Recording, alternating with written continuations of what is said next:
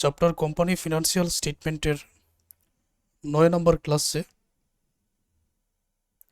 আমি গুরুত্বপূর্ণ দিকে আরও একটা অঙ্কের সমাধান বোঝাতে চাই। 2022 সালে জাতীয় বিশ্ববিদ্যালয়ে এই প্রশ্নটা এসেছিল। এখানে বলা হয়েছে, shown below are the balance sheet of Rupa Corporation for the years ended December 31, 2021 and December 31, 2022। এখানে ব্যালেন্স শিট দেওয়া আছে রূপা কর্পোরেশনের 2021 সালের এবং 2022 সালের। আমরা জানি ব্যালেন্স শিটের মধ্যে কি কি থাকে। ব্যালেন্স শিটের মধ্যে সম্পদ থাকবে, দায় ও মালিকানা সত্ত্বের যোগফল থাকবে, টোটাল এসেটস সমান total liability plus owners equity সমান থাকবে উভয়টা। সম্পদের মধ্যে এই জায়গায় আছে ক্যাশ,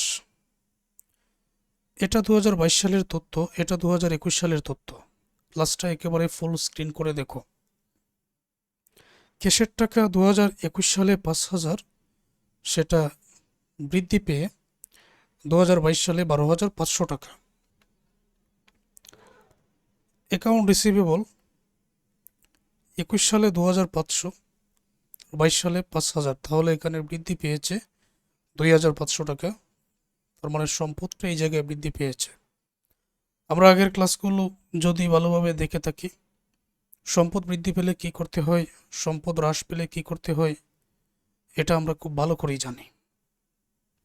তারপরে কারেন্ট লাইবিলিটিস বা চলতি দায় বৃদ্ধি পেলে কি করতে হয়, হ্রাস পেলে কি করতে হয়, এগুলো আমাদের জানা আছে। তারপর ইনভেন্টরি ছিল 30,000 টাকা, হয়ে গেছে 37,500 টাকা, তার মানে 7,500 এখানে বৃদ্ধি পেয়েছে। Assets increase. Long term investment, তো লং টার্ম ইনভেস্টমেন্টের দীর্ঘমেয়াদী সম্পদ বিনিয়োগ, এটা আমাদের আর দেখার কোনো বিষয় না। ইকুইপমেন্ট 40,000 টাকার ছিল, 50,000 টাকার হয়ে গেছে, মানে 10,000 টাকা নিশ্চয়ই নতুন ক্রয় করা হয়েছে। তারপরও আমরা দেখব যে এটা সম্পর্কিত অতিরিক্ত কোনো তথ্য দেওয়া আছে কিনা, তারপরে এটা যাচাই করব। অ্যাকুমুলেটেড ডেপ্রিসিয়েশন বিগিনিং 12,500, এন্ডিং 15,000, এটা আমাদের কাজে আসবে। তারপর টোটাল 90,000 আর এটা 73,000, 22 সালে 90,000 আর 21 সালে 73,000। Liability and stock holders equity account payable 9,000, 2,500, 9,000 এবং 2,500। আমরা লক্ষ্য করে দেখব যে 2,500 টাকার ছিল, 9,000 টাকা অ্যাকাউন্ট পেবল হয়ে গেছে। এটার মানে কি দায়টা বৃদ্ধি পাইছে নাকি হ্রাস পাইছে? দায়টা এখানে বৃদ্ধি পেয়েছে। ইনক্রিজ ইন অ্যাকাউন্ট পেবল আমরা লিখব। তারপর ওয়াইজেস পেবল, ওয়াইজেস পেবল এটাও তো কারেন্ট লাইবিলিটিসের মধ্যে পড়ে। 5,500 ছিল, 5,000 হয়ে গেছে, মানে 500 টাকা এটা হ্রাস পাইছে আর অ্যাকাউন্ট পেবল বৃদ্ধি পাইছে। বন্ডস পেবল, তো বন্ডস পেবল এটা কারেন্ট লাইবিলিটিসের মধ্যে পড়ে না। এটা 50,000 ছিল, 40,000 টাকা হয়েছে, মানে 10,000 পরিশোধ করে দেওয়া হয়ে গেছে বন্ডের টাকা, এই ক্ষেত্রে নগদ হ্রাস পাবে। এইটা আবার আমরা ফিনান্সিং অ্যাক্টিভিটিসের মধ্যেই নিব, বন্ডস পেবল যেটা। কমন স্টক 10,000 টাকা ছিল, 10,000-ই আছে। রিটেন আর্নিং 5,000 টাকা, রিটেন আর্নিং কত টাকা? 5,000 টাকা ছিল, আর 2022 সালে 26,000 টাকা। আদার ইনফরমেশন নেট ইনকাম ফর 2020 ওয়াজ টাকা 34,000। নেট ইনকাম অঙ্কের মধ্যে কাজে আসে, একেবারে প্রথমেই বসাতে হয়। A fully depreciated equipment that had originally cost taka 5,000 was sold for টাকা 1,200। একটা যন্ত্রপাতি 5,000 টাকার অবচয় হয়েছে, একটা যন্ত্রপাতির অবচয় হলো 5,000, তো এটা 1,200 টাকায় বিক্রি করা হয়েছে। 1,200 টাকায় যেটা বিক্রি করা হয়েছে এটা আবার ইনভেস্টিং অ্যাক্টিভিটিসের মধ্যে যাবে, সেল অফ ইকুইপমেন্ট। কিন্তু এই অবচয়টা আমাদের এই সমন্বয় করে অবচয়টা যে আমরা লিখব, এই 5,000 টাকা আমাদের কাজে আসবে। The long term investment were sold for টাকা 6,500। এখন লং টার্ম ইনভেস্টমেন্ট বা স্থায়ী কোনো সম্পদ বিক্রি করে যদি আয় হয়, তখন এটা অপারেটিং অ্যাক্টিভিটিসের মধ্যে আসে, একেবারে প্রথমটায় আসে। তো এটা কেন, কিভাবে আসবে? যে লং টার্ম ইনভেস্টমেন্ট যদি স্থায়ী কোনো সম্পদ বিক্রি করে আয় অথবা ব্যয় হয়, সেটা অপারেটিং অ্যাক্টিভিটিসের মধ্যে আসবে। এখন এই লং টার্ম ইনভেস্টমেন্টের টাকা আছে 8,000, বিক্রি করা হয়েছে 6,500, এখানে তো লস খেয়ে গেলেন।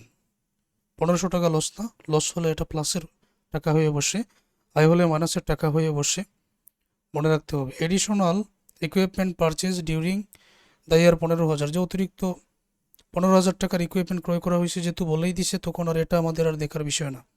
এই 40,000 থেকে যে ইকুইপমেন্ট কত, 40,000 থেকে 50,000, আরও 10,000 ক্রয় করা হয়েছিল, এটার দেখার বিষয় না। যে 15,000 অতিরিক্ত ক্রয় করা হয়েছে এটাই ধরে নিতে হবে।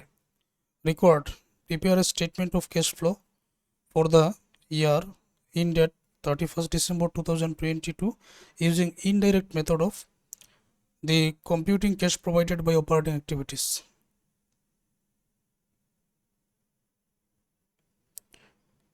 ক্লাস একেবারে ফুল স্ক্রিন করে দেখো, যাতে দেখতে কোনো অসুবিধা না হয়। নিয়ম অনুযায়ী শুরুতেই বসাতে হয় নেট ইনকাম। নেট ইনকাম এই যে দেওয়া আছে 34,000 টাকা, তো এটা আগেই বসিয়ে দাও। ক্লাসটা একেবারে ফুল স্ক্রিন করো। এই যে নেট ইনকাম 34,000 টাকা এখানে বসানো হলো, ঠিক আছে। আর শুরুতে লিখতে হবে cash flow from operating activities, তারপর নেট ইনকাম। এখন যা জানতে হবে আমি তোমাদেরকে দেখিয়ে দিচ্ছি। অবচয়ের টাকাটা প্রথমে আসি। এখন অবচয়ের একটা কাজ করতে পারো, অ্যাকুমুলেটেড ডেপ্রিসিয়েশন, যেটা এই 15,000 থেকে 12,500 বিয়োগ করে হবে 2,500। এই 2,500 এর সাথে এই 5,000 আরও অবচয় যোগ করলে 7,500 টাকা অবচয় হবে, যদি তুমি মুখে সেটা লিখতে চাও। আর যদি ওয়ার্কিং করে বাইর করতে চাও, সেই ক্ষেত্রে ইন্ডিং যে অ্যাকুমুলেটেড ডেপ্রিসিয়েশন ওইটা প্রথমে বসাতে হবে। এটা থেকে যে পরিমাণ তুমি অবচয় যেটা বিক্রি করেছো, মানে যেই ইকুইপমেন্ট বিক্রি করেছো ওইটার অবচয়, সোল্ড ইকুইপমেন্ট 5,000 বিয়োগ করে 7,500 পাওয়া যাবে। আর অ্যাকুমুলেটেড ডেপ্রিসিয়েশন 15,000 যেটা, মানে ইন্ডিং যেটা, এইটা বসে এই জায়গায় এই 15,000 থেকে 7,500 বিয়োগ করে এই যে ঘাটতি 7,500 থাকবে, এটাই হচ্ছে depreciation expense for 2022 balancing figure. প্রারম্ভিকটা প্রথমে নতুন করে যেটা সম্পদ বিক্রি করেছো এটার অবচয় এখানে বিয়োগ, আর ইন্ডিং যেটা 15,000 শেষে, তারপর ইন্ডিং আর এইটার মধ্যে ঘাটতি করে যে ঘাটতি থাকবে সেটাই depreciation expense for 2022 balancing figure এখানে পাওয়া যাবে। আর এমনিতে মুখে যদি করো, এই 15,000 থেকে 12,500, মানে ইন্ডিং থেকে বিগিনিং বিয়োগ করে হবে 2,500, তার সাথে আরও 5,000 যোগ করে 7,500 তুমি ডেপ্রিসিয়েশন এক্সপেন্স এই জায়গায় বসিয়ে দিবে। যেহেতু এটা ব্যয় হলে এই জায়গায় সবসময় প্লাসের টাকাটাই বসে, আর আয় হলে এখানে মাইনাসের টাকাটাই বসে। এগুলো আমরা আগের ক্লাসগুলোতে শিখেছি। অ্যাকাউন্ট রিসিভেবল আছে। অ্যাকাউন্ট রিসিভেবল দেখো এটা কি হ্রাস পাইছে, ওকে 2,500। ইনভেন্টরি যেটা, অ্যাকাউন্ট রিসিভেবল হ্রাস পাইছে না বৃদ্ধি পাইছে, 2,500 ছিল 5,000 হয়েছে, এটা বৃদ্ধি পাইছে। এটা 30,000 ছিল 37,500 হয়েছে, এটাও বৃদ্ধি পাইছে। ইনভেন্টরি এই উভয়টা ইনক্রিজ। তারপরে অ্যাকাউন্ট পেবল আর ওয়াইজেস পেবল, অ্যাকাউন্ট পেবলটা বৃদ্ধি পাইছে আর ওয়াইজেস পেবলটা হ্রাস পাইছে 500 টাকা। 5,500 থেকে 5,000 বাদ দিলে 500 টাকা, আর 9,000 থেকে 2,500 বিয়োগ করে বাকি টাকাটা এখানে বৃদ্ধি পাইছে। এই চারটা আমরা লিখব।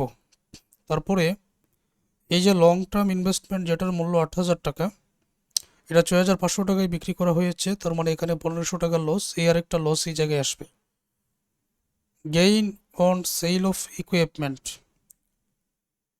প্রথমত যে ইকুইপমেন্টটা বিক্রি করা হয়েছে, বিক্রি করে 1,200 টাকা আয় হয়েছে, এই আয়টা আয় হওয়ার কারণে এই জায়গায় মাইনাস, মানে স্থায়ী কোনো সম্পদ বিক্রয় হতে আয় এবং ব্যয় সেটা এখানে আসে। Loss on sale of long term investment, দীর্ঘমেয়াদী যে দেয় 8,000 থেকে 6,500 বিক করে 1,500 টাকায় ব্যয়, যেহেতু এই জন্য প্লাসের টাকার ওইটা gain on sale of equipment আয় হওয়ার কারণে মাইনাসের টাকা। অ্যাকাউন্ট রিসিভেবল ইনক্রিজ হয়েছে এই জন্য মাইনাসের টাকা। ইনভেন্টরি এখানে ইনক্রিজ হয়েছে এই জন্য 7,500 মাইনাসের টাকা। অ্যাকাউন্ট পেবল এখানে ইনক্রিজ হয়েছে, এটা ইনক্রিজ হলে প্লাস, আর ওয়াইজেস পেবল ডিক্রিজ হয়েছে, ডিক্রিজ হলে মাইনাস। এখানে প্লাসের টাকাগুলো থেকে মাইনাসের টাকাগুলো বাদ দিলে 3,800 প্লাসের টাকাই থাকবে, উপরের টাকার এটা যোগ করে net cash provided by operating activities 39,800, আবার এটা মাইনাসের টাকা হলে নেট ক্যাশ ইউজড বাই আমরা লিখে দিতাম। অপারেটিং এক্সপেন্সগুলো আমাদের এই অপারেটিং অ্যাক্টিভিটিসের কাজ শেষ। এখন ইনভেস্টিং অ্যাক্টিভিটিসের মধ্যে কি কি আছে আমরা দেখে নিব। লং টার্ম ইনভেস্টমেন্ট, এটা ইনভেস্টিং অ্যাক্টিভিটিসের মধ্যেই পড়ে, যেটা 6,500 টাকায় বিক্রি করা হয়েছে। এটা নগদ এসেছে, এটা প্লাসের, যেহেতু এটা বিক্রি করে দেওয়া হয়েছে। আবার এটা থেকে কিন্তু এ তথ্য নয়, এইটা আমরা পেয়েছি। ইকুইপমেন্ট যেটা 1,200 টাকায় বিক্রি করা হয়েছে, তো ইকুইপমেন্ট যেটা 1,200 টাকায় বিক্রি করা হয়েছে এটাও ইনভেস্টিং অ্যাক্টিভিটিসের মধ্যে পড়ে। কোনো স্থায়ী সম্পদ ক্রয় বিক্রয় করলে এটা এখানে আসে। আবার ইকুইপমেন্ট পারচেজ যেটা ক্রয় করা হয়েছে 15,000 টাকায়, এই যে 15,000 টাকা ক্রয় করলে নগদ চলে যায়, সুতরাং পারচেজ অফ ইকুইপমেন্ট এটাও আসবে।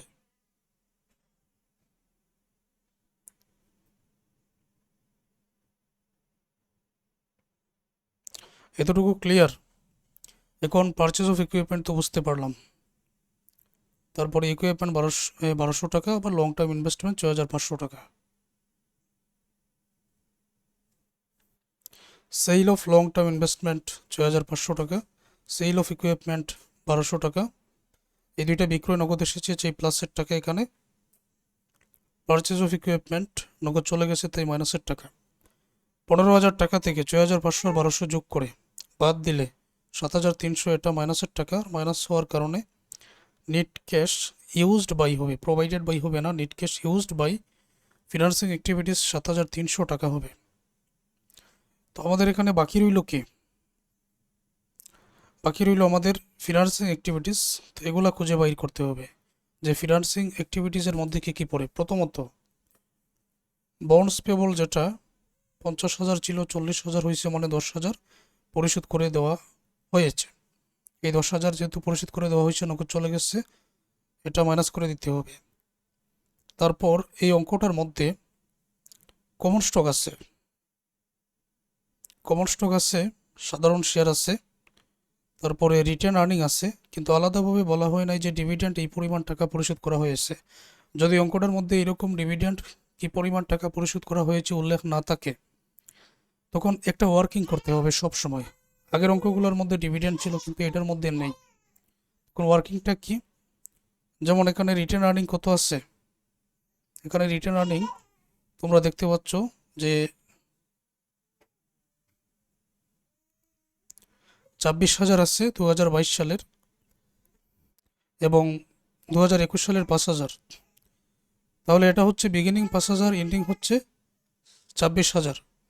এই বিগিনিং রিটার্ন আর্নিং 5,000-এর সাথে নেট ইনকাম 34,000 যোগ হয়ে যাবে। যোগ করার পরে এন্ডিং রিটার্ন আর্নিং 26,000 মাইনাস করলে পরবর্তী যে টাকাটা থাকবে এটার নাম হচ্ছে ডিভিডেন্ড পেইড। আবার বলছি, এই বিগিনিং রিটার্ন আর্নিং টাকার সাথে এই নেট ইনকাম যোগ হবে, যোগফল থেকে আমরা এই এন্ডিং যে রিটার্ন আর্নিং ওইটা মাইনাস করব, তখন বাকিটা ডিভিডেন্ড পেইড। আমি দেখাই তোমাদের, এখানে ওয়ার্কিং আছে dividend paid calculation for 2022। Return earning beginning 5,000, net income যোগ করব 34,000, 41,000 হবে রিটার্ন আর্নিং। এন্ডিংটা এখন বিগ করলে যে 15,000, এটাই হচ্ছে ডিভিডেন্ড পেইড। এটা ক্লিয়ারলি বুঝতে পারা গেছে?